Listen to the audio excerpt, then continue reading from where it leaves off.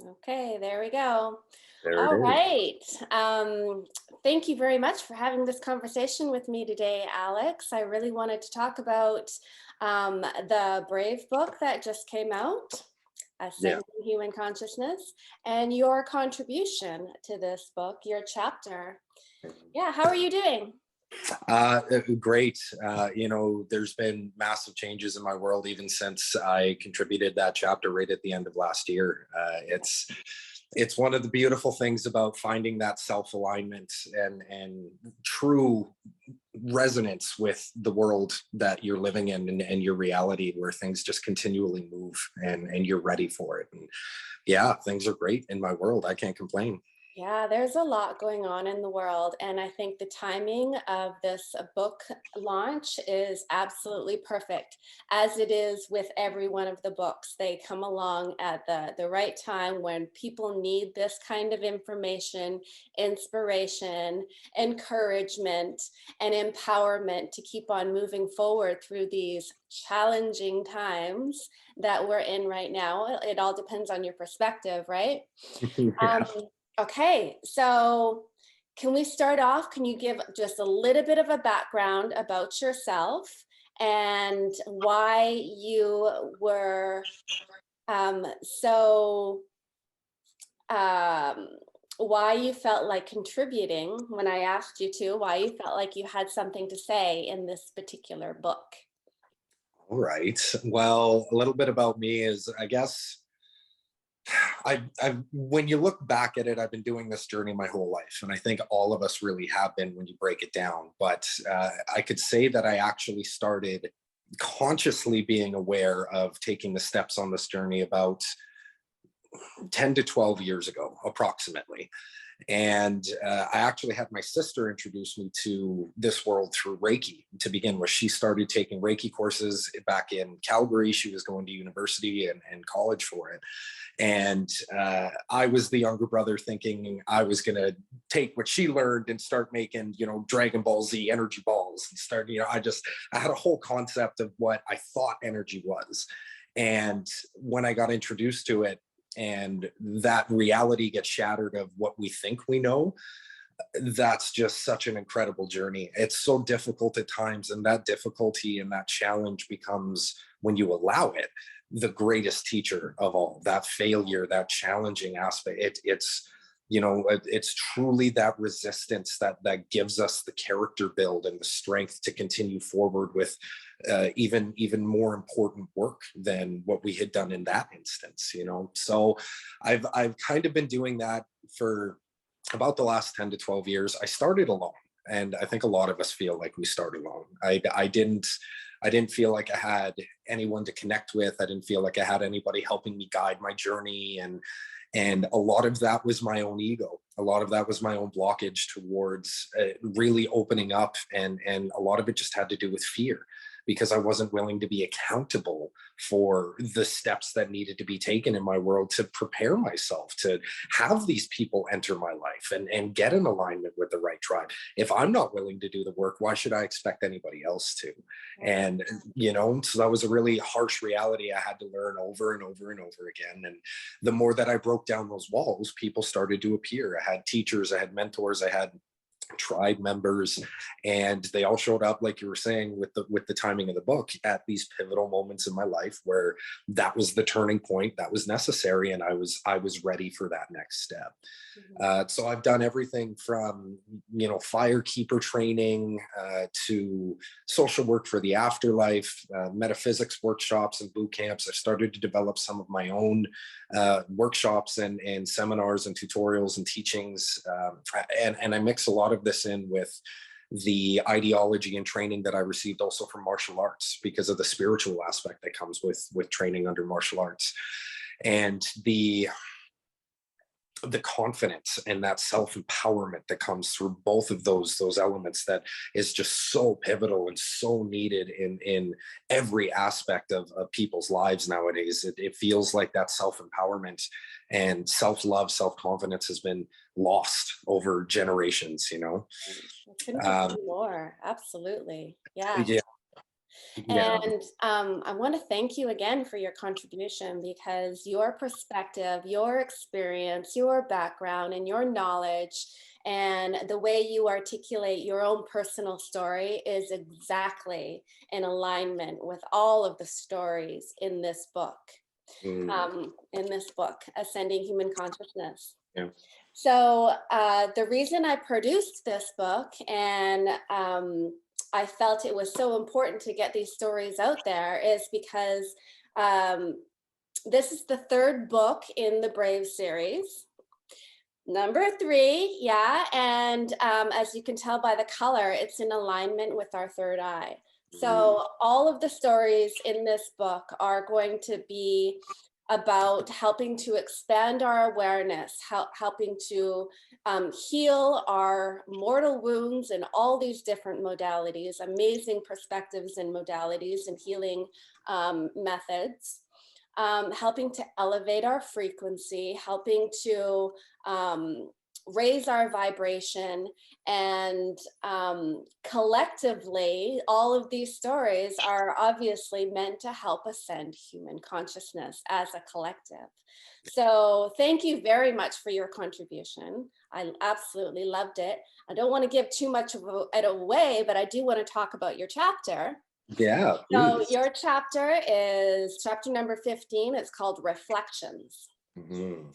And right off the top, I noticed that you were using some of your past experiences with your background, where you grew up, and the family and generational cycles that you were learning about, and how you were using that information to kind of get a grounding of where you were and to decide for yourself how you wanted to proceed in the future. And I think one of the things you said is the cycle stops with me. And Yeah. it's that awareness that you have of, this is the way it's been going in my family and in the previous generations, over and over and over and over and over again. And now that I can recognize that, yeah, I can see that pattern, I can consciously choose to choose differently, to make Yes. a different path for yourself. And that sounds exactly like what you've done. You've kind of cut off the karmic reverberation, and you've kind of put your stake in the ground and said, okay, the buck stops here. From here on, moving forward, it's going to be different. And that is a big part of healing past generational karma and past trauma. So what do you have to share about that journey that you've been on? Oh yeah, that's definitely a very, very particular one, because it takes not just that awareness of seeing that cycle, but you have to admit to yourself that you've been a part of it all the way up to that point. And that's there's a lot of humility in that. There's so much humility in knowing that you've been facilitating the issue. You've been just as much as part of the problem as what you're now recognizing. And because of that influence, you, just like we were saying, you now have the choice to take that power back and say, I'm not going to be a part of the problem anymore. I want to be a part of the solution. I want to be a part of allowing this to really become whatever value is still a part of the energy circuit there, because energy should never be, it can't ever be destroyed or created. It just gets transmuted. So if I'm done with that karmic cycle, that doesn't mean I cut everybody off in my where I hate this and I destroy it. No, it means I open myself up to the ability to adapt it into something greater, to use all of that struggle up to that point, not in vain, but in a transformative process to move to that next stage of evolution. And that takes recognizing all of those pieces of self that we see in the reflections of the world around us, because it's not just family, but that's friends. That's somebody when you go to the bank and you get irritated by, well, why am I irritated by this person? They're a reflection of me. So there's something about that I don't like about myself that I'm still not willing to admit. And it just, all of that eventually cascades in nanoseconds at a time through an experience. And you just go, okay. And it almost feels like it's overnight, but oh goodness, it's a long process. It's a Oh, long process, but when it hits you, it hits you. There's none of the ego shielding of having to boast about it, or say oh, I've done that already, I know exactly no, your presence is enough. And even if you have already done it, hearing somebody else's experience, learning something more that you didn't already know, that's a whole different level of mastery right there. I'm not going to be so arrogant to think mine is the only experience that matters. Tell me yours, tell me that one, tell me and I think that that's really what's allowed me to take that awareness and transform it into alignment in my world. Take all of that karma, that cycle of karma that I was a part of, and is still in my blood. Just because it stopped with me doesn't mean it left. I just transformed it. I'm not letting it affect me negatively. Now I've transformed it into universal alignment, where now and it's funny because I talk about it like I'm an accordion, where when you tap into that multiversal self, it's just ripples of self that extend and come back to the anchor point. And you can just flex out almost and become that accordion in the multiverse. And that type of alignment brings such power, such a personal sense of sovereignty. Yeah, it's been an incredible journey. And I think that even getting to that point that I was when you had asked me to contribute to the book, I had so much that I had hidden away out of fear up to that point. And knowing that I had just made all of these changes right before, in the year leading up to you asking me, was all of these cycle changes made, saying, yep, here we go. And then I moved out to BC. I completely flipped my whole world upside down and said, if I'm going to make that choice internally for the cycle to change, I have to actionably put that into motion then in my reality. I can't just hope for the best. No, I have to be a part of the solution. I was a part of the problem. I have to now be a part of the solution. So even that whole process leading up to you asking, I knew all of that had to be contributed. And it really allowed me to get into writing and expressing again in a very artistic way. And I love connecting like that. Yeah, I absolutely love it. And you know what? The entire series is called The Brave for a reason, because every one of these authors, and yourself included, it takes courage and so much personal clarity. Just to share your story, your own personal story and your own experience of the challenges that you've faced and overcome, and the methods that you use to overcome them, or some of your victories and some of the things that you've had to overcome. Just by sharing that story is not only vulnerable, but vulnerability and courage are basically the same thing, because you can't have one without the other. So thank you for being so vulnerable and sharing your personal story and experience of overcoming that cultural karmic past and forging forward with your own path and purpose, and sharing that with everybody else. So thank you very much, because whether you know it or not, or whether you're aware of the influence that you have on other people, but sharing your story in this book is going to make a huge difference for a lot of people. So thank you very much.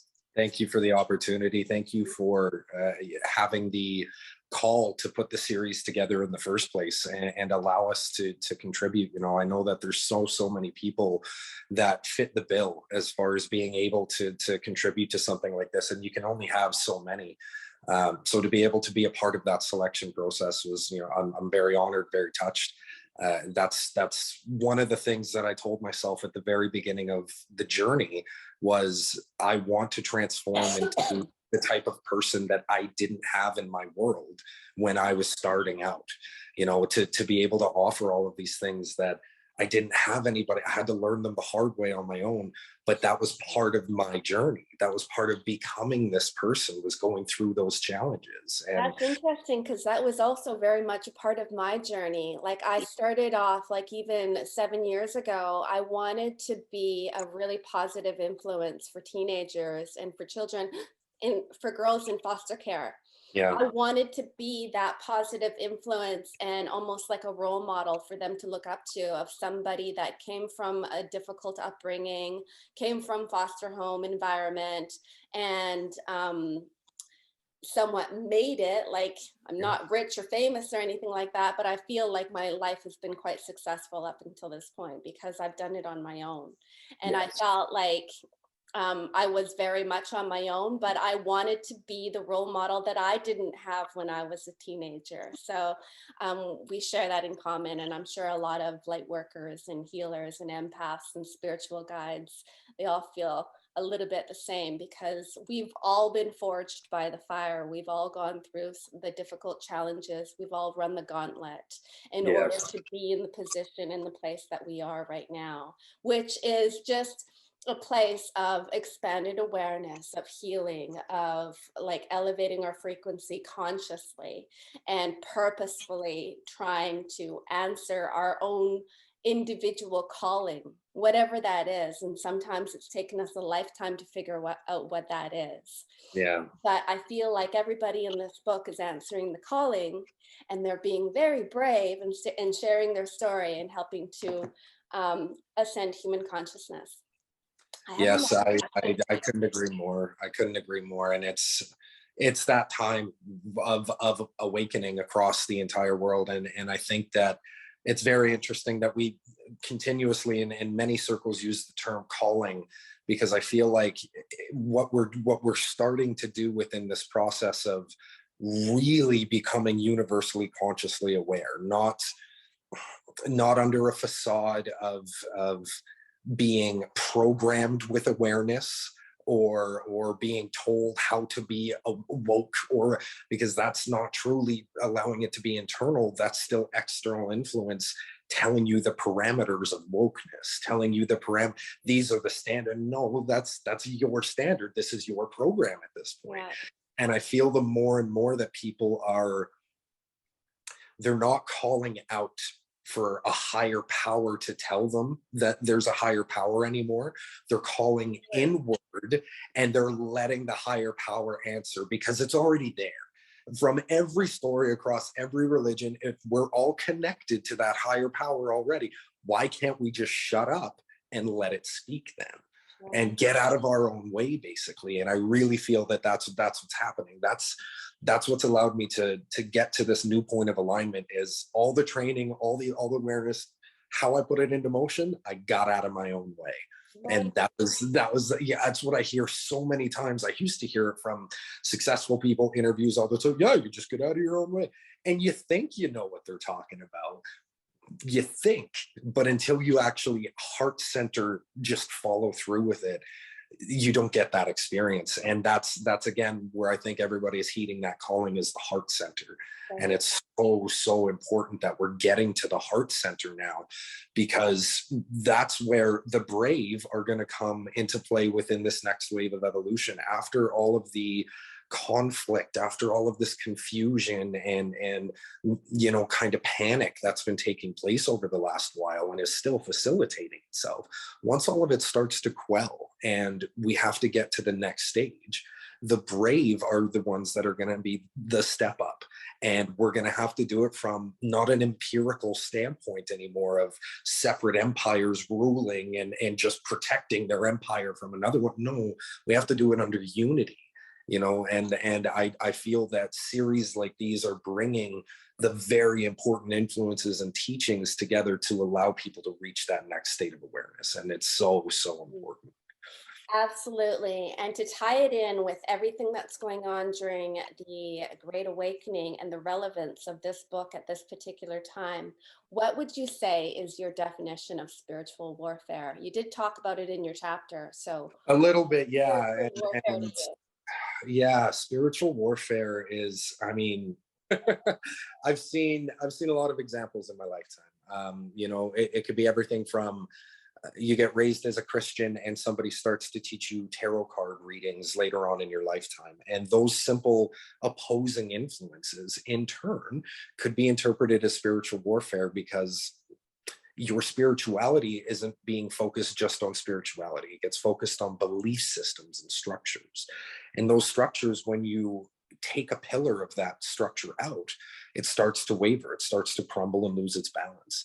And the more that I've allowed myself to open up to spirituality rather than belief systems, it's become a concept of examples, experiences, and ideas, which can all be added to, subtracted to, multiplied, and changed, adapted over time.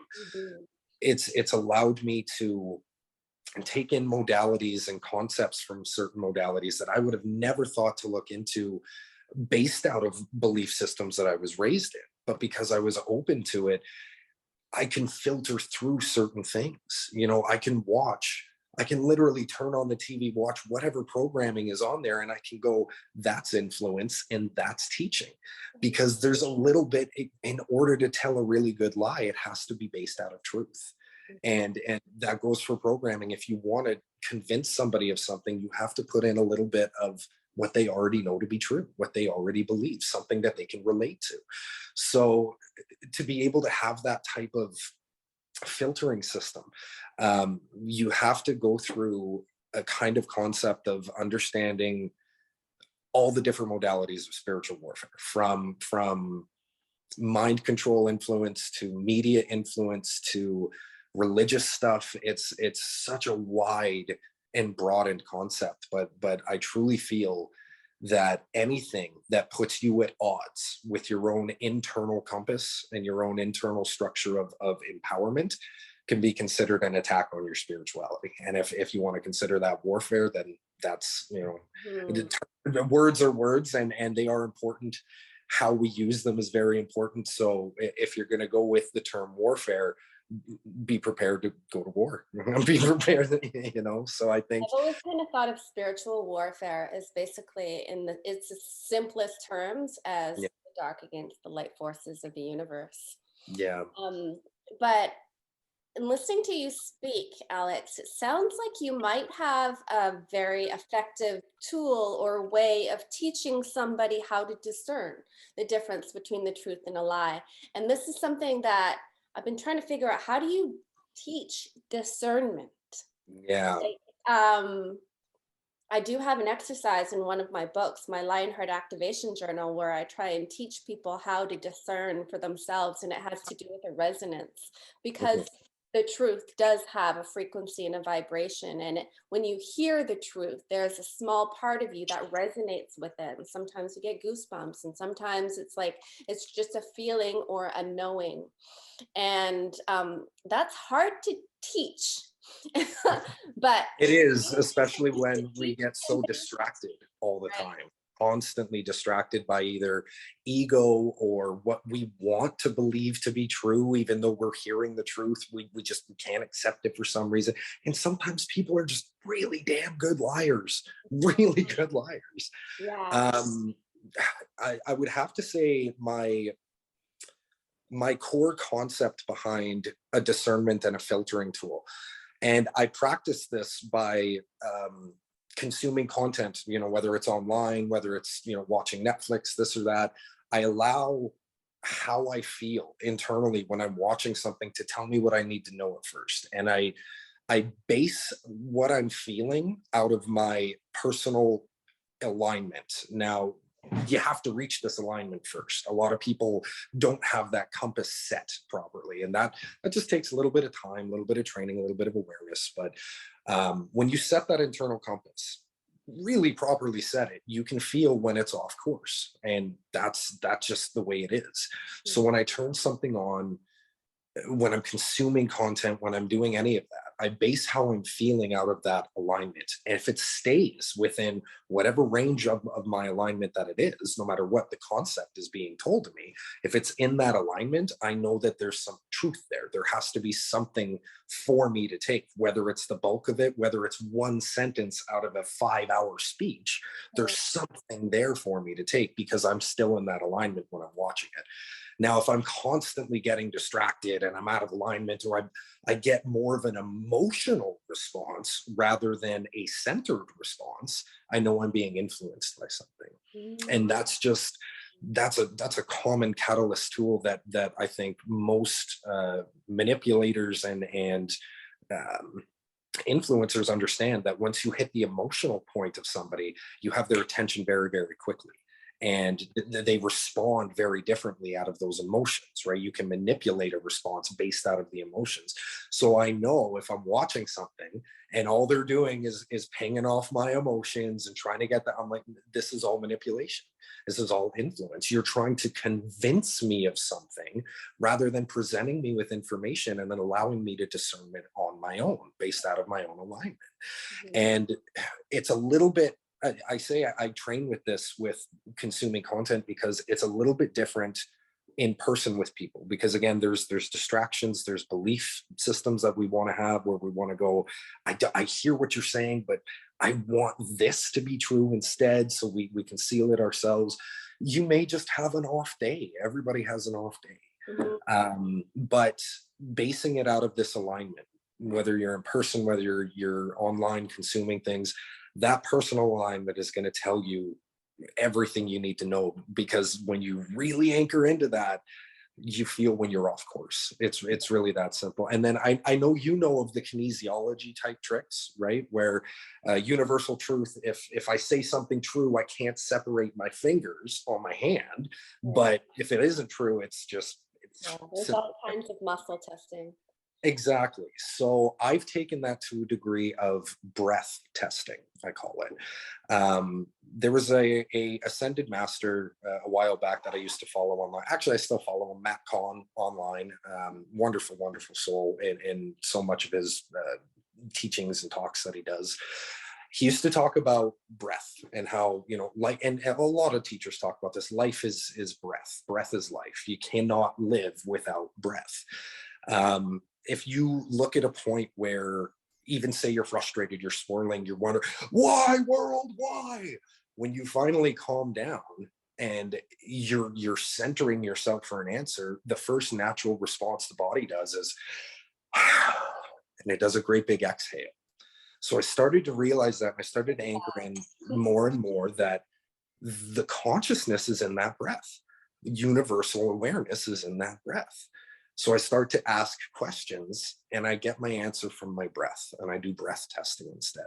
Because when you quiet carefully and you just put the focus on, here, I want to listen to my lungs expand, contract, exhale. We don't ever focus on what the body actually does. We're constantly thinking all day long. We don't think about the blood pumping through our veins, our lungs contracting, our stomach muscle. We don't think about any of that. So Mhm. when I put that focus on what my body's doing, it allows my consciousness to anchor in with alignment. I ask a question, I breathe in, and in the exhale, I can clearly hear a yes or no.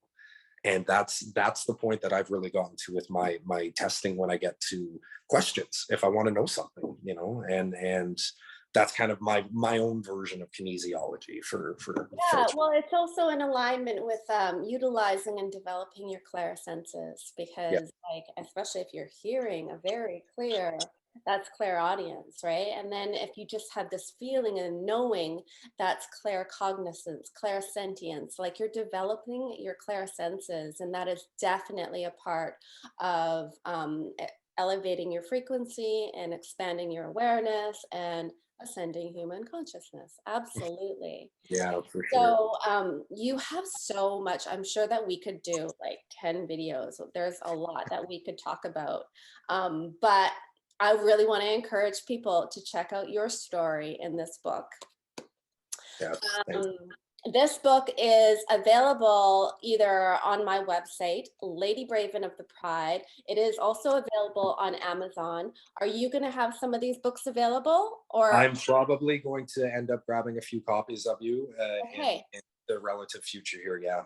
And if you have any of your audience or your students or your family and friends that want to purchase the book from you, that you can also get an affiliate link Awesome.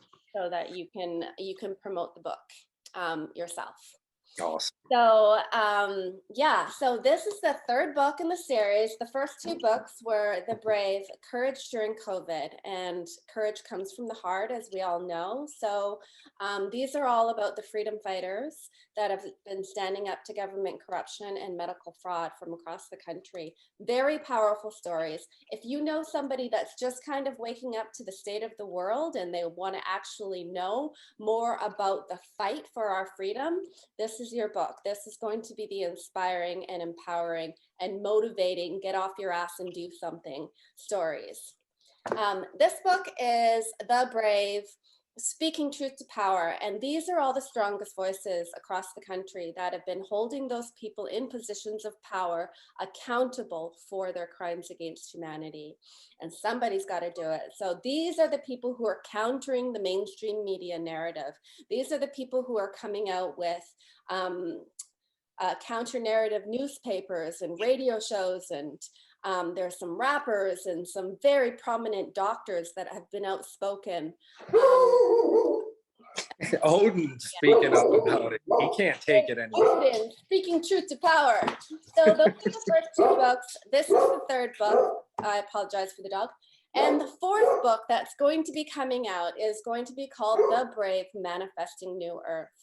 And it's all about those higher, the visions of the possibilities and the opportunities that are waiting for us if we could just shift our focus from all of the corruption and the negative agendas to the more positive possibilities and what we want to manifest together. So the fourth book is going to be activating our crown chakra and our connection to the divine and our abilities to manifest the future that we want. So they're going to be incredibly inspiring stories and all about the new earth, manifesting new earth. So I'm going to be starting that book next month. And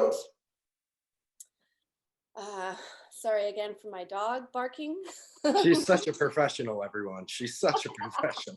Yeah, my own little kitchen studio here. Yeah. Yeah, but thank you very much for coming on and talking about your chapter. You have so much information to share. I highly recommend that everybody pick up the book, and your chapter is number 15. It's called Reflections.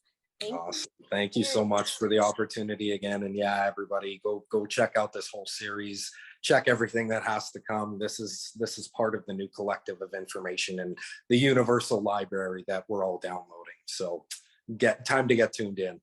Absolutely. Okay. Well, that's it for now. I'd love to do another conversation or interview with you in the future. We have a lot to talk about, but yeah, that's going to be it for now. Thank you very much for having this talk with me.